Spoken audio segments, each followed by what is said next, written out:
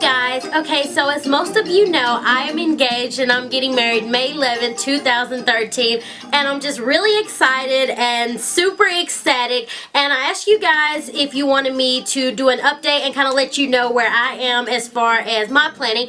And I also thought it would be fun to give you guys some tips based on the experiences that I have had throughout my planning and stuff. So yeah, this is gonna be a really fun video, especially if you're like engaged and stuff. Like, I don't know, I just think it's gonna be really exciting. Okay, so when you first get engaged, I know it can be kind of overwhelming. Everybody's asking a million questions and they expect you to already know what's going on when you just got engaged, and it's like everything's just so new and fresh. I know when me and Colton got engaged, after we told everybody, they already wanted to know when was the date and what the colors were and just all of these different things, and I was just like, I don't know, we just got engaged, and it was just so overwhelmed. And of course you're not gonna know those things like right off the bat. Like for me, it was kind of like, oh my gosh, I'm engaged, like what now? Ever since I was a little girl, I always envisioned like exactly what my wedding day would look like. But when I actually got engaged, it was just like, oh my gosh, I have no clue like what to even do. So I did write down like a few little notes to kind of let you guys know like the different steps that I have taken and the different things that you might need to do like right after you get engaged. So most engagements, they last about a year and a half. We got engaged June 10th, so we had a little less than a year to, you know, try to get everything planned. So really the first thing you want to do is you want to sit down and you want to set a date. That was the very first thing that me and Colton did. We sat down and we thought about like what season we wanted our wedding in, and I knew for a fact that I wanted a spring wedding. We were gonna try to go for March 15th because that was our dating anniversary, and I thought it would be cute to like, you know, keep it all on the same day. But I think March 15th, it was on a Wednesday, I think, so that wasn't gonna work out.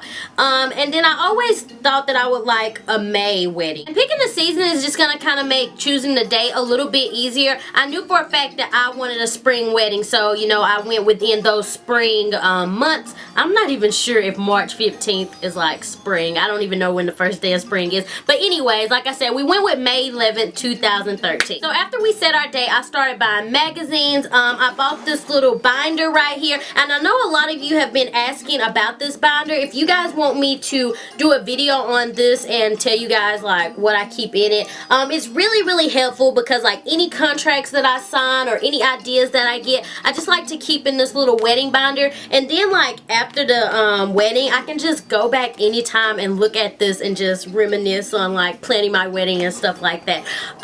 So yeah, I just started buying magazines. I started researching online, like trying to figure out color schemes and all of that stuff, and that's basically like the first thing I started doing after we set our date. Next thing you want to do is sit down and set a budget. This is very important. You want to kind of figure out like who's going to be paying for the wedding. Me and Colton are mainly going to be paying for the wedding ourselves. Like our families are going to help out, but we're mainly going to be paying for it. So that's very important. And you don't want to go in debt trying to have a big extravagant wedding that you know you cannot afford. That is like the main reason for divorce, because when people get married they start off with so much debt that they're just freaking stressed out to the max, and that's definitely something that we knew for a fact that we did not want to do.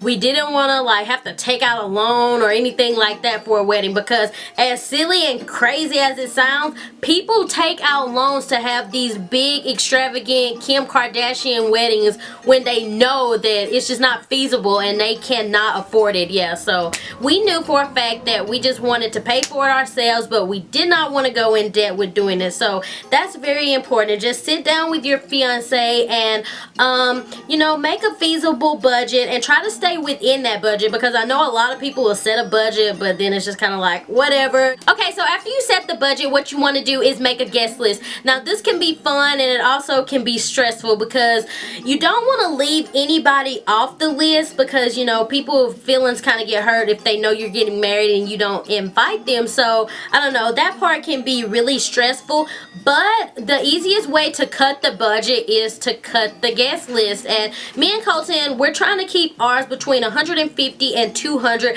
which in my eyes is a lot of people, because feeding people for a wedding is very expensive. Like it can get up to like, I don't know, what's the prices now for like food for weddings. I think we looked at like $25 a head, which is really expensive, you know. That adds up just to feed people, and then you have to think about like other things, like the more people you have, that's the more prices you have to pay for tables being decorated and chairs and all of that jazz. So we wanted to keep ours between 150 and 200 guests, and so far we did really good with staying within that number and not going over.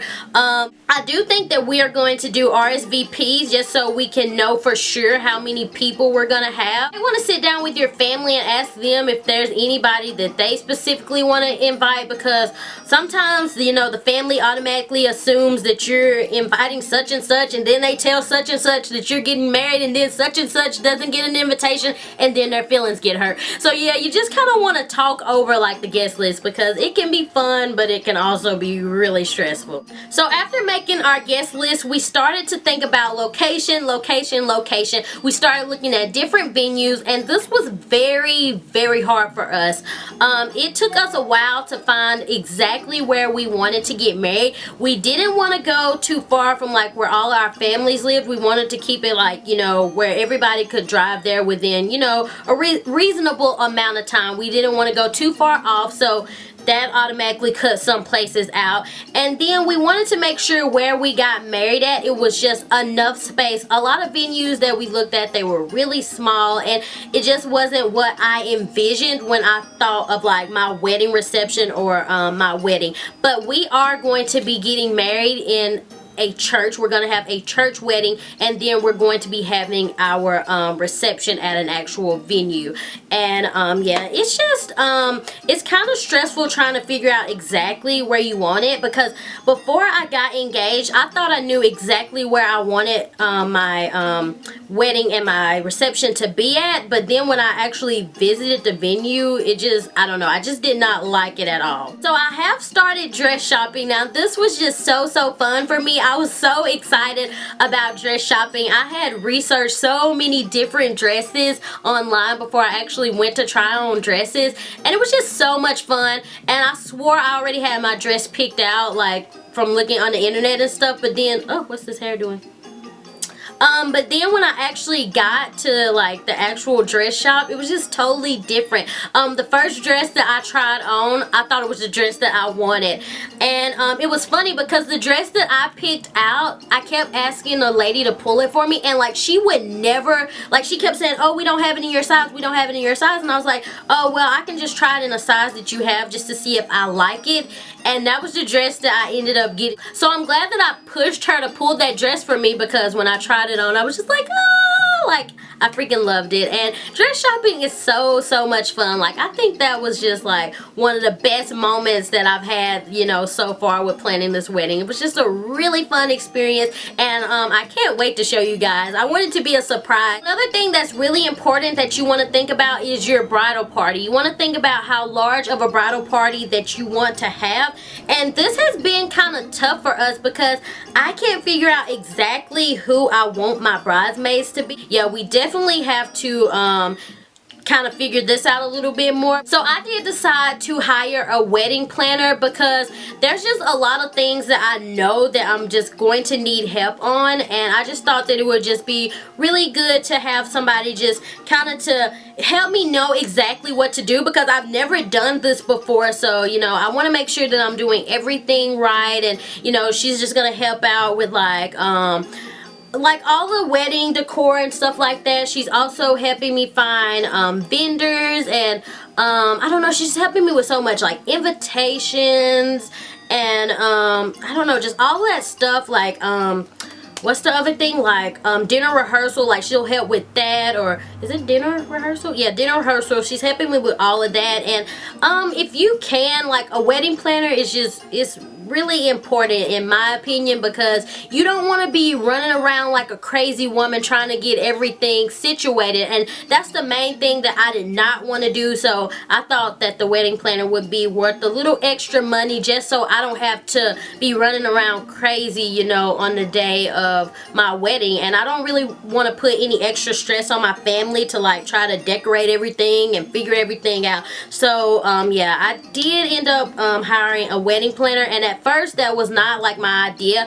I planned on planning everything myself, but like when I started thinking about it, I was just like, yeah, I don't know if I'm gonna be able to just figure everything out. So another thing that I have been thinking about is vendors. I'm trying to figure out where I want to get my flowers from, what kind of flowers I want to have, food, what kind of food we want to have at our reception. We're trying to figure that out as well. And there's just so many things that we still have to do. But I do have like some little worksheets that I printed off from some website that I found online, and it's just helped me stay I don't know, it's just helped me stay very organized. It's like a budget worksheet that helps you like keep up with the price of everything. It's look like this. They have like lines and stuff for you to like, you know, put the different prices of stuff on there. But if you guys want me to do a video on this book, like I said earlier, I'll definitely do that because I have so many things that I think will be helpful. I wanted to kind of show you guys my color scheme that I'm going with.